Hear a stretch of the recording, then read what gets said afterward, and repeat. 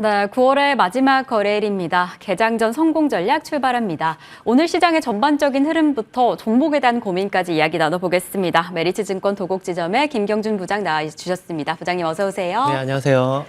네, 부장님 벌써 9월 마지막 날입니다. 네. 오늘 또 시장이 어떻게 흘러가게 될지 궁금한데요. 네. 우선 또 어제 민주당 측에서 이 금투세 유예론에 한 번 더 무게를 실기도 했고, 그래서 또 불확실성이 어떻게 흘러가게 될까 궁금하기도 한데, 네. 우선 우리 부장님께서 지난번 출연해 주셨을 때 중소형주 생각보다 더 잘 간다, 네. 아웃퍼폼하고 있다라는 이야기를 해주셨습니다. 그런데 점점 더 그 양상이 좀 도드라지더라고요. 앞으로 어떻게 될까? 어떻게 보고 계세요? 지금 일단 네. 뭐 중소형주 아웃퍼폼 부분을 말씀을 드렸었는데 네. 그게 국내 증시에 유입되고 있는 자금들이 뭐 점차적으로 계속 늘어난다거나 풍부했다라고 하면 이미 찬집도 뭐 바이오라든지 조선이라든지 이쪽도 뭐 그렇게 빠지는 양상이 없었을 텐데 지금 빈집 쪽으로 가는 자금 자체가 그쪽에서 하필 이제 유입이 됐던 그런 부분들이 있어가지고 지금 뭐 그 전에는 이제 중국 쪽이 관련된 종목이라든지 아니면 뭐 AR 관련된 메타로 인한 AR 관련된 종목들 그런데 그 종목들이 과연 추세로 잡고 올라갈지 여부는 이제 고민을 조금 해봐야 되는데 지금 한 가지 이제 재밌는 점 같은 경우에는 삼성전자 실적이 또 나올 거잖아요, 3분기가. 그런데 요 실적이 EPS 추정치가 이제 올라가면 중소형주 쪽에 거래 대금이 빠지고 그리고 EPS 추정치가 뭐 만약에 빠진다, 삼성전자 실적이 좀 안 좋을 것 같네라고 하면 중소형주 거래 대금이 늘어나는 모습을 보여줬었거든요. 그런데 공교롭게 지금 이제 나오는 3분기 영업이익단에서는 조금은 감익 부분의 가능성이 부각되고 있다. 요 부분을 이제 체크하셔야 되시고 그러면 지금부터 조금 10월 달에 중소형주로 확대되고 있는데 좀 그 베팅을 해야 되나 이런 부분에 있어가지고는 10월 달에 딱히 이제 10월 그 뭐 테슬라 이슈 로봇 택시 관련돼서라든지 위 로봇 그 행사를 제외하고는 딱히 뚜렷한 이제 일정이 없고 11월 대선 11월 5일 날 대선을 미국 대선을 앞두고 있기 때문에 그러면 지금 제가 체크해온 데서는 대선 이후에 다음 해에 5월까지의 주가는 분명히 S&P 쪽으로 올랐었거든요. 그리고 이 바로 전에도 한 그 실적이 뒷받침된다라고 하면 한 반년 동안에 17% 정도의 상승이 보여졌다. 그런데 하필 그 다음 준비된 차트를 보시면 10월 달에 변동성이 유독 하락 쪽으로 심했었어요. 누가 뭐 어떻게 움직이든지 간에 10월 달에 변동성이 확대됐기 때문에 조금은 조심하시면서 442 전략을 또 새로 말씀을 전달해 드리려고 하거든요. 네. 그 이전에 이제 433 전략이었다라고 하면 지금은 중소형주가 매기가 확대되고 있기 때문에 중간단 442에서 중간단 시가총액 그렇다고 해서 중소형주라고 해가지고 뭐 한 1,000억 미만의 너무 소형주 이런 거 말고 제가 제시드리는 거는 실적도 나오고 성장도 나오는데 시가총액이 1,000억에서 1조 사이에 있는 종목들 그쪽에서 뭘 살펴봐야 되는지도 오늘 체크해 드리겠습니다. 네, 그럼 뭘 살펴봐야 할까요? 433에서 442 전략으로 중소형주 확대해 본다라고 한다면 그 후보 안에 들어갈 종목들 어떻게 될까요? 지금 일단 네. 제가 4종목 준비했고요. 네. 그중에 첫 번째가 산목 에스폼입니다. 지금 건설이 안 좋다, 부동산 PF 때문에 안 좋다라고 했는데 동사 같은 경우에는 반기 기준으로 봤을 때에 전년 대비해서 매출이 9.5% 증가, 영업이익은 19% 정도 증가됐거든요. 그런데 동사는 이제 골조 공사에서 뭐 그 거푸집이라고 불리는 그쪽을 담당하는데 예전 같은 경우에는 철제 위주였었어요. 그런데 지금 친환경이라든지 아니면 정밀 시공에서는 알루미늄 쪽이 더 우수하기 때문에 그쪽을 담당하고 있는데 현재 시장 점유율 압도적인 1위. 이게 45%를 지금 달하고 있는데 2등이 28%고 3등이 8%예요. 그러면 제가 예전에 화장품을 초기에 이제 추천드렸을 때에 화장품 브랜드사는 많은데 그걸 생산하는 ODM사, OEM사는 작고 또 용기 쪽은 더 작다, 경쟁사가. 그렇기 때문에 그쪽 밑단에서 다 해먹을 수 있는 쪽을 공략하자였었는데 건설업체 많죠. 우후죽순 많고 한데 동사가 이쪽에서는 그 거푸집 쪽, 알루미늄 시공 쪽에서는 압도적인 1위고 이쪽이 기술력이라든지 자본 쪽도 많이 들어간다. 그런데 하필 건설 쪽은 금리 인하 때에 또 좋은 섹터이기도 하기 때문에 금리 인하 그리고 영업이익률이 그 놀랍게도 20% 이상이에요. 그리고 ROE도 19% 이상.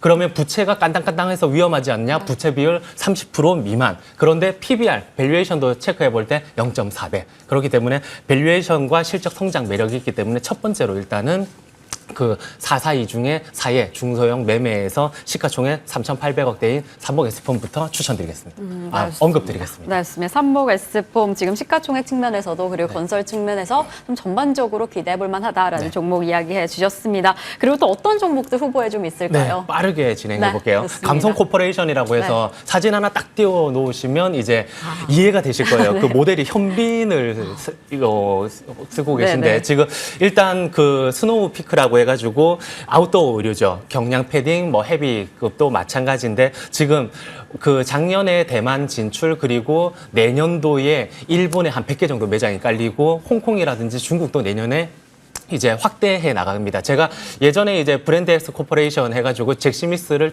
말씀드렸을 때에 한 5월 말 6월 초에 말씀드렸을 때 대비해서 2배가 3개월 동안에 2배 상승을 보였었거든요. 그럴 때에 그 핵심 기조가 중국 진출 확대인데 동사 같은 경우에는 중국뿐만이 아닌 다른 중화권 확대와 일본까지도 앞두고 있다. 그런데 여기에서만 그치면 그냥 그래라고 할 수 있는데 주주하는 부분을 체크하고 넘어가야 될 것 같아요. 그 3개년도 해가지고 단기 순이익의 50%가 넘어가는 쪽은 이제 재원으로 주주 환원 재원으로 써서 배당이라든지 자사주 매입 소각까지도 이제 앞두고 있기 때문에 그러면 이제 이쪽을 시장이 약간 의심할 때 조금 집중해서 보셔야 된다라고 체크해 드릴 수 있습니다. 네, 이렇게 시장 확대, 주주 환원 정책까지 네. 시장 확장이 좀 기대가 되는데 이 삼목 S폼, 감성 코퍼레이션 말고 또 주목하고 있는 종목이 있으실까요? 네, 그 테슬라 이제 위 로봇 행사 10월 네. 10일 날 앞두고 있기 그렇죠. 때문에 그 이쪽에서 사실은 그 가장 그 자율주행 쪽에서는 피론티어 하나만 보시면 되거든요. 가장 그 비중이 높기 때문에 테슬라 네. 비중이. 그러면 로봇 쪽에서는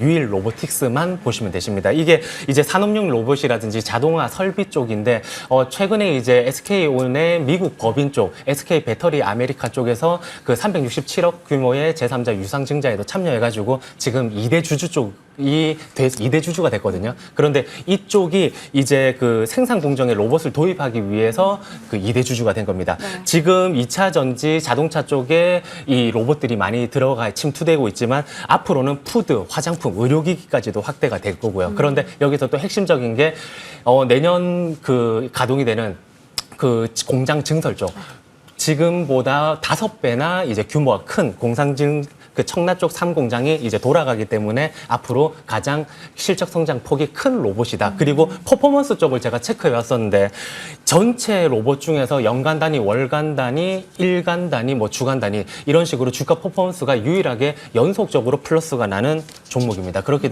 때문에 로봇 쪽은 유일 로보틱스를 보시라 말씀드리겠습니다. 네, 좋습니다. 이제 테슬라가 내달 10일에 로보택시를 공개하는 만큼 로봇 관련주 어떤 걸 봐야 할까 궁금해하고 계시는 분들이 계실 텐데 유일 로보틱스 해당 관점으로 지켜보시면 좋을 것 같고요. 그리고 부장님 또 살펴보면 좋을 종목이 하나 있습니다. 지난 7월 29일에 살펴주셨던 바이오다인이 네. 상승률이 상당하더라고요. 네. 지금도 너무 잘 가고 있어서 네. 이 시점에서 어떻게 더 봐야 하나. 지금 어떻게 보고 계세요, 부장님? 지금 제가 그때 가격 설정 네네. 자체를 14,500원 비치면 적극적으로 매수하고 네. 18,000원 이제 그 단기 급등이 나올 때는 18,000원 밑에서 절반 18,000원 돌파할 때 네. 나머지를 다 매수를 해라. 그리고 목표 주가를 그때 3만 원을 말씀을 드렸었거든요. 지금 주가가 단기 급등이 나왔기 네. 때문에 지금 위치에서 따라잡기 힘들다라고 하실 경우에는 2만 원이 살짝 이제 그 빠질 때에 스탑으로 설정해서 그때 익절을 하는 게 아니라 오히려 추가 매수라든지 신규 매수 자리로 활용해 보시면 되십니다. 네, 최근에 주가 흐름이 강력한데 혹시 2만 원 아래에서 확인이 된다라고 한다면 그때 한번 추가 매수의 기회 노려보시면 좋을 것 같습니다.